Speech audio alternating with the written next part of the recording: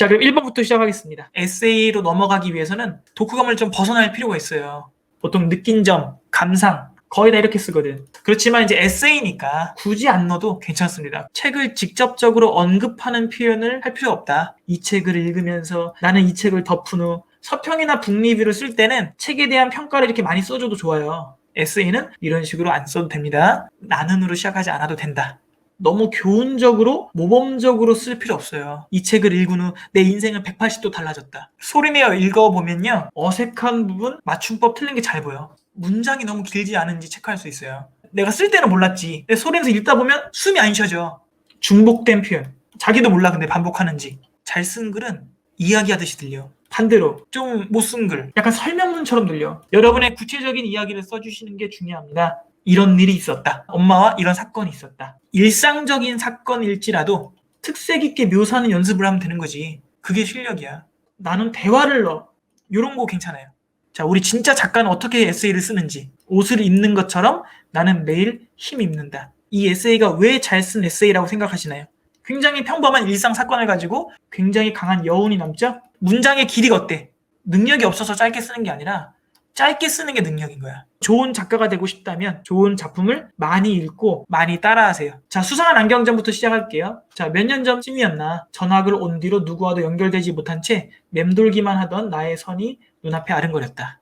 그 선은 더 이상 푸른색이 아닌 밝은 노란색이었다. 이 친구는 에세이를 잘 알고 있는 거야. 요약 줄거리 할 필요 없이 바로 자신의 이야기로 들어갔습니다. 문장의 호흡이 짧고 몰입도가 높아. 아쉬운 점은 뭐냐면 이 스토리가 구체적이지가 않아서 좀 아쉬워. 어떤 사건이 있었는지가 알기가 어려워. 문단 구분을 해주는 게 좋습니다. 수상한 안경점의 정의를 보니 나의 어릴 적 모습이 생각났다. 그러면 그 친구도 선을 연결하는 법을 알게 되지 않을까?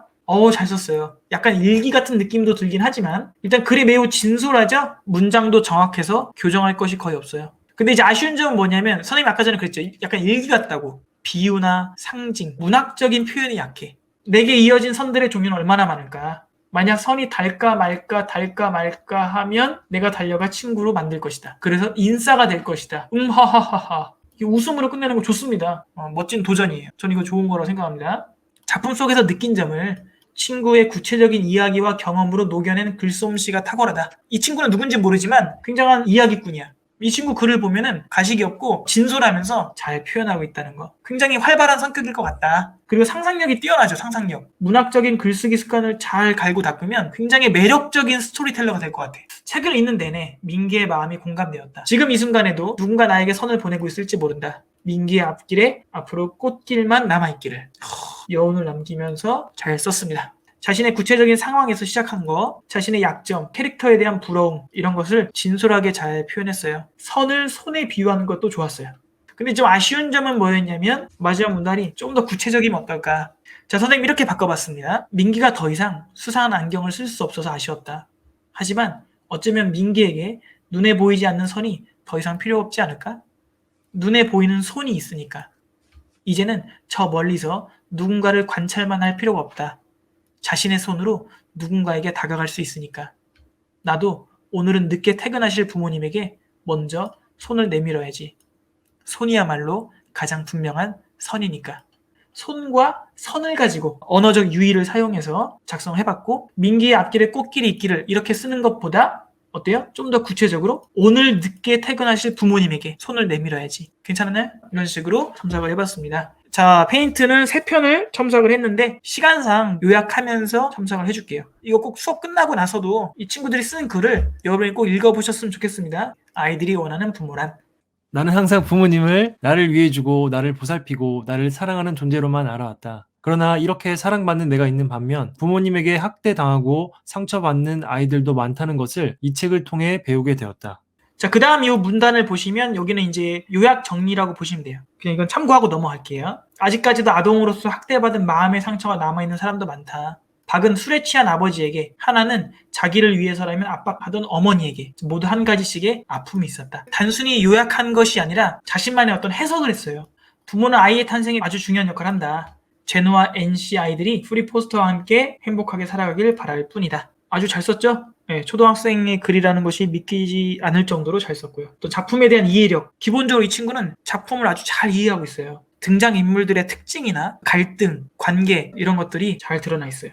그래서 제노라든가 박이라든가 다양한 캐릭터들의 생각을 적절하게 안대했어요. 아쉬운 점이 있다면 혹시 본인이 느끼셨는지 모르겠지만 쉼표를 많이 써요. 쉼표, 쉼표, 쉼표. 쉼표가 많은 글은 몰입도가 떨어질 수 있어요. 자신의 이야기가 부족하다.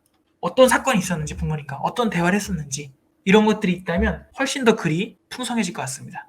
자, 이제 첨삭입니다. 누구보다 아이들에게 최상의 부모를 찾아주려고 애쓰는 박은 자신의 상처조차 아물지 못했던 것이다. 쌤은 이렇게 한번 해봤습니다. 어린 나이에 친부모에게 버려진 아이. 앞에는 누구를 의미하는 거예요? 박이죠, 박. 폭력적이었지만 한없이 쇠락한 해골로 무너져 가는 부모. 이게 바로 박의 아버지야. 박은 자신의 영혼을 갈아 아이들에게 최상의 부모를 찾아주고 있었다. 끝까지 아이들을 위해서 진실하게 노력하는 모습들이 나오죠. 그렇지만 알고 보면 그 박이라는 인물도 어때요? 아물지 못한 상처는 어찌하지 못한 채. 약간 문장을 여운을 남기는 식으로 첨삭을 해봤어요.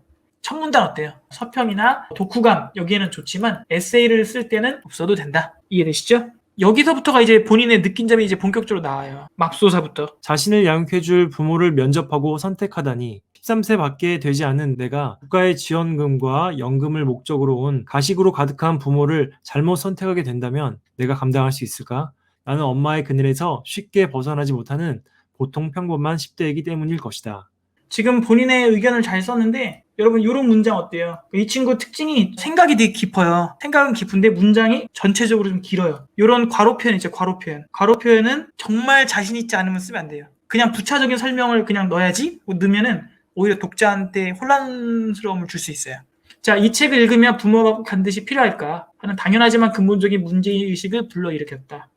자, 우리 부모님에 대해 내가 다음에 돼야 하는 부모의 모습에 대해서도 많은 생각을 하게 되었다. 제누는 합숙 훈련을 하지 않는 선택을 하게 된다. 어렵고 힘든 가시밭길을. 자, 이런 표현 괜찮죠? 가시밭길? 비유적인 표현. 나는 선뜻 용기가 나진 않겠지만 그런 용기에 박수를 보낸다. 책 제목이 왜 페인트인지 생각해 보았다. 그런 의미에서 부모라는 운명을 거스르는 일이 일어나는 세상은 혼란스러운 색이 칠해질 것이라 생각한다.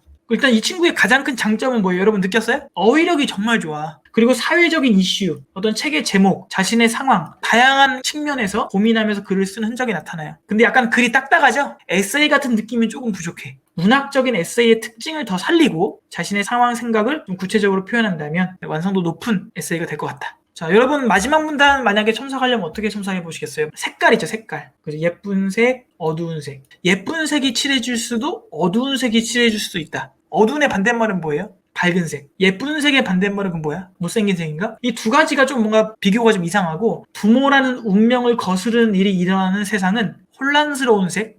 혼란스러운 색. 이 마지막 문단이 조금 애매하고 조금 혼란스러워, 말 그대로. 자, 이렇게 바꿨습니다. 이것도 이렇게 질문 형식을 바꿨어요, 이렇게. 이 두 줄을 선생님은 반줄이지, 반줄. 가능하면 여러분 글을 쓸 때 짧고 간결하게 쓰는 게 좋다. 똑같은 내용이라면. 오케이? 자, 그 다음. 부모라는 이름의 페인트가 칠해지기 때문 아닐까? 약간 문학적으로 표현을 한 거죠. 유채색일 수도 있고 무채색일 수도 있다. 유채색은 뭐예요?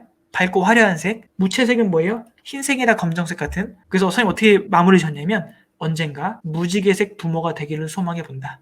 자, 그 아까 혼란스러운 색과는 어때요? 좀 비교했을 때 좀 더 괜찮지 않나? 채색, 무채색, 무지개색 색깔을 가지고 좀 문학적으로 글을 쓰려고 한번 시도해 봤습니다. 책을 폈을 때부터 보물상자를 연 것 같다. 처음 읽는 문장들이 배의 선장, 어떤 비유의 축제죠. 이 친구는 문학을 아는 친구야. 나를 이리저리 끌고 다닌 선장은 미소를 짓고 내 손을 놓았다. 굉장히 글이 비유적이죠. 이런 글 좋습니다. 이게 바로 문학적인 에세이에 적합한 글이다. 이 친구는 소설을 써도 잘 쓸 것 같아요. 여러분도 이걸 써먹으세요. 작품 속에서 좋은 명대사 나왔어. 그러면 넘어가지 말고 필기해놔. 그리고 이런 거 어때요? 울타리 속의 양이었다. 그러니까 이 친구는 지금 비유라든가 어떤 책의 문학적인 표현들을 굉장히 잘 사용하는 친구예요. 자, 그 다음 이제 자신의 경험도 얘기하고 여기서 세찬 파도로 인해 무너지는 연약한 모래성을 지켜보고만 있었다. 자신의 어떤 무기력함, 자신의 어떤 연약함 이런 식으로 문학적으로 표현을 했어요. 아주 잘했습니다. 나의 배가 흔들렸다. 배는 목적지에 도착은 했지만 배 곳곳에 흉터를 남겼다. 그 배는 바로 나였다. 그 다음 문단은 이제 자신에 대한 내용이 나오거든요. 근데 여기가 조금 이제 아쉬운 부분이 있어요. 나의 말과 행동들로 인해 흉터가 생겼을 테니까 말뿐이더라도 난 항상 좋은 딸이라고 자부할 수 있었다. 하지만 난 생각이 달라졌다. 나는 10이란 숫자에서도 2도 넘지 않았다. 난 정말 최악의 딸이다. 이 부분, 이 세 줄.